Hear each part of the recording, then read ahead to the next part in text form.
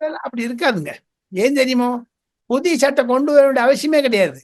ஓமர் அப்துல்லாவுடைய பேச்சு நரேந்திர மோடிக்கு ஆதரவாக, ராகுல் காந்திக்கு எதிராக, அதையும் தவிர அசருதீன் ஓவைசி தெலுங்கானாவினுடைய ஹைதராபாத் எம்பி பாகிஸ்தானுக்கு எதிர்த்து பேசுகிறார். அவர் ஒரு முஸ்லீம், ஓமர் அப்துல்லா ஒரு முஸ்லீம்.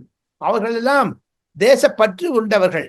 ஆனாலும் சில கருத்துக்களை கொண்ட சிமி போன்ற ஒரு organisation, popular front of India, SDPI போன்ற ஒரு ஆர்கனைசேஷன்ஸ் எல்லாமே பாகிஸ்தானுடைய ஏஜென்ட்டுகளாக இருக்கிறது. அதற்காகத்தான் இந்த சட்டம் வந்ததுன்னா இப்ப எங்க எல்லாரும் வாய மூடிட்டாங்க.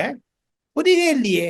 எந்த மனோ தங்கராஜ் அவர் ஒரு கார்ட்டூன் போத்தாரு நரேந்திர மோடிக்கு பாட கட்டுற மாதிரி. என்னத்துங்க அது? அதனால மந்திரி பதவி போச்சு. ஒரு மந்திரி என்னடான்னா சைவம் மனிதத்தை பத்தி நின்றுக்கலாம் உட்காந்துக்கலாம் அடிக்கிறாரு அவர் பாட்டில் போட்டு. இவர் என்னடா போட்டார், அதனால மந்திரி பதவி திருப்பி எடுத்துட்டாங்க. அதுதான் தேச விரோத செயல் என்று பாரதிய ஜனதா கட்சியினர் நினைத்தாலும் கண்டிப்பாக தாங்கள் கூறுவது போன்று ஒரு சட்டம் வறுமையானால் அது இது மாதிரியான ஆட்களுக்கும் நினைக்கும். டோட்டாலிட்டி பார்த்தீங்கன்னா அது மாதிரி சட்டத்தை நரேந்திர மோடி கொண்டு மாட்டார். காரணம், முஸ்லிம்களிடையே பிளவு வந்து விட்டது.